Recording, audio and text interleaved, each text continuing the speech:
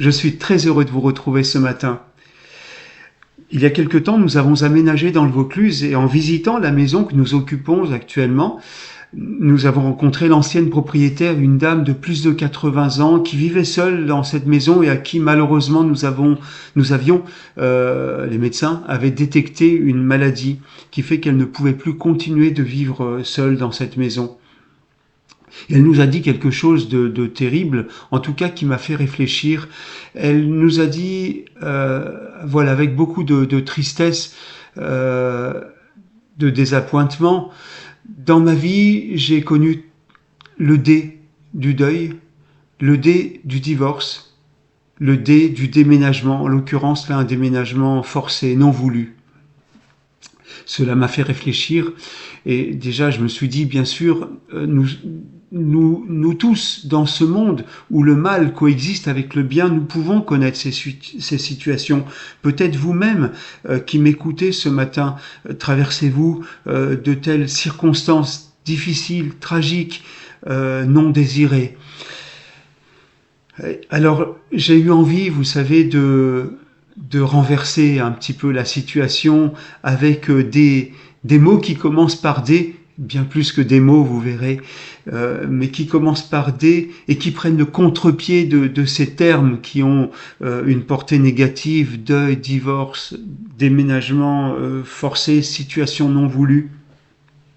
Et j'ai pensé à ce verset de Jean 3,16 qu'on dit être le plus connu de la Bible: car Dieu a tant aimé le monde qu'il a donné son Fils unique, afin que quiconque croit en lui ne périsse point, mais qu'il ait la vie éternelle. Alors, vous l'aurez deviné, le premier D de ma proposition, de ma méditation ce matin, c'est Dieu. Dieu. Quelle image de Dieu avez-vous? Est-ce l'image d'un Dieu qui est dans une majesté, mais une majesté écrasante, une majesté peut-être culpabilisante? La Bible nous parle d'un Dieu d'amour. Certes, oui, Dieu est souverain, Dieu est maître, Dieu règne, Dieu est juge et il est juste, et il est saint. Mais la Bible nous dit, et le mais étant trop d'ailleurs, parce que la gloire de Dieu et la sainteté de Dieu, c'est aussi son amour. Voilà, c'était une parenthèse. Dieu est amour. La Bible nous présente Dieu comme un Dieu d'amour. Dès les premières pages de la Bible, dans la création, dans le soin qu'il va mettre à créer toute chose, dans cette relation qu'il va désirer avec l'homme, dès le début et jusqu'à la fin de la Bible, et dans les évangiles, en venant à nous comme un enfant, en endossant notre humanité, en portant nos péchés. Et Dieu est amour. Tout nous parle de son amour.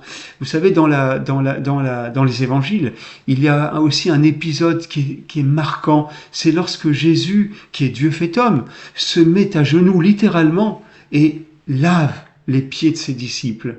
Un théologien catholique du XXe siècle, Maurice Zundel, en parlant de ce passage, disait: le Dieu qui se révèle en Jésus-Christ est un Dieu agenouillé, qui n'a et qui n'est que son amour. Vous voyez, Dieu est amour. C'est le premier D, qui pour moi renverse la situation, même si nous traversons ces situations-là, ces circonstances. Mais Dieu avec nous, Dieu en nous, Dieu d'amour, eh bien déjà cela change les choses, les circonstances, la manière dont nous les traversons. Il y a aussi dans ce verset un deuxième D. Dieu a donné. Il a tant aimé le monde qu'il a donné, le don. Voilà, le don, ça fait partie de l'amour. Ça fait partie même de la nature de Dieu. Alors il a donné Jésus-Christ. Et s'il n'y avait que cela, je mets que entre guillemets, s'il n'avait donné que Jésus-Christ, ce serait déjà immense. Mais c'est la vie éternelle. C'est extraordinaire. Mais Dieu continue de donner. Il ne cesse de donner.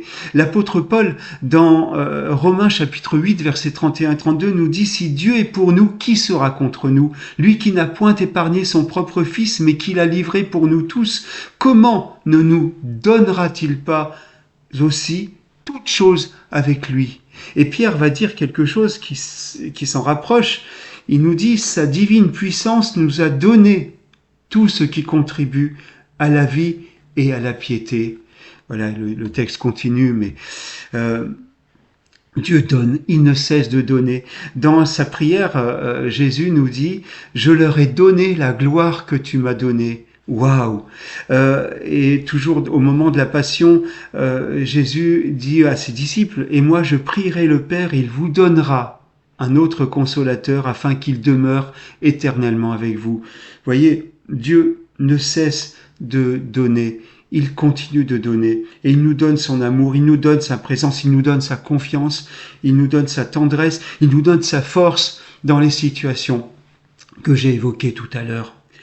Et enfin, le troisième D que j'aimerais souligner, qui se trouve aussi dans ce verset, c'est le D de destinée, afin que quiconque croit en lui ne périsse point, mais qu'il ait la vie éternelle. Là aussi, bien aimé, waouh, la vie éternelle, cette vie, alors pas seulement la vie après la mort, mais cette vie dès à présent, cette vie dont nous vivons par le Christ ressuscité en nous, par le Saint-Esprit en nous, cette vie, voilà, qui nous fait voir les choses autrement, qui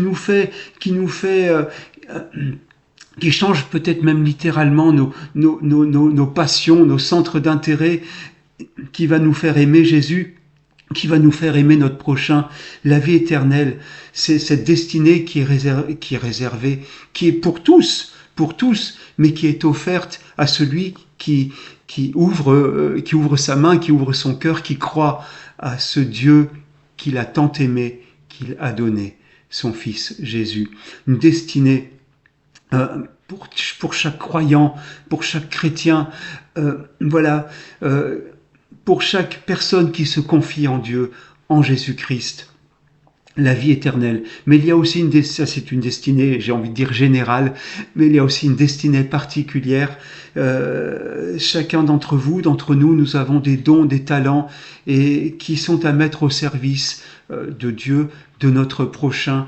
Le monde a besoin d'artisans de paix. Le monde a besoin d'hommes et de femmes de bonne volonté. Et Dieu nous a donné aussi des talents, et c'est aussi une destinée particulière à mettre au service, en pratique, dans ce monde, durant notre traversée, dans cette vie. Alors voilà, que Dieu vous bénisse, belle journée à vous, avec toutes ces réflexions. Amen.